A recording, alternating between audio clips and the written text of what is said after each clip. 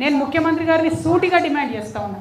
Hyderabad public school అనేటటువంటిది ప్రభుత్వం ఇచ్చినటువంటి భూమిలో నడిచేటటువంటి సంస్థ. అందులో ఉన్నటువంటి భూమిలో ఒక 30 ఎకరాలని కొట్టేయడానికి ఆ కమిటీ ప్లాన్ వేస్తున్నటువంటి విషయం మీకు తెలుసు, మాకు తెలుసు, అందరికీ తెలుసు. వాళ్ళందరూ ప్రభుత్వ పెద్దలు ఉన్నారు, ముఖ్యమంత్రి గారి బంధువులు ఉన్నారు. మరి మీరు చర్యలు తీసుకుంటారా తీసుకోరా అని సూటిగా నేను డిమాండ్ చేస్తున్నాను. ఇంకా దారుణం ఏంటంటే ఆ హైదరాబాద్ పబ్లిక్ స్కూల్లో ఒకటే అధికారి ఉన్నది. ఆమె 14 సంవత్సరాల నుంచి ఒకటే పోస్ట్లో ఉన్నది. ఉండి ఈ కొత్తగా ఎవరు బోర్డు మెంబర్ వచ్చినా వాళ్ళకి నేర్పిస్తారు అన్నట్టు, ఎట్లా అవినీతి చేయాలి, ఎట్లా సీట్లు అమ్ముకోవాలి, ఎట్లా బయట దేశాలు ఉన్నటువంటి సత్య నాదెల్లా లాంటి వాళ్ళు ఇక్కడ చదువుకొని పోయారు. Satya Nadella is alumni of Hyderabad public school. So ఇప్పుడు ఏంది, ఆయన వచ్చి ఇక్కడ డొనేషన్ ఇచ్చిపోయింది మొన్న. ఆ డొనేషన్ లెక్కలు ఏమైపోయినాయంటే తెలియదు, ఎవరు చెప్పరు. అనేక మంది హెచ్పిఎస్ అల్యూమినీ డొనేషన్స్ ఇస్తే నో అకౌంటబిలిటీ, జీరో అకౌంటబిలిటీ.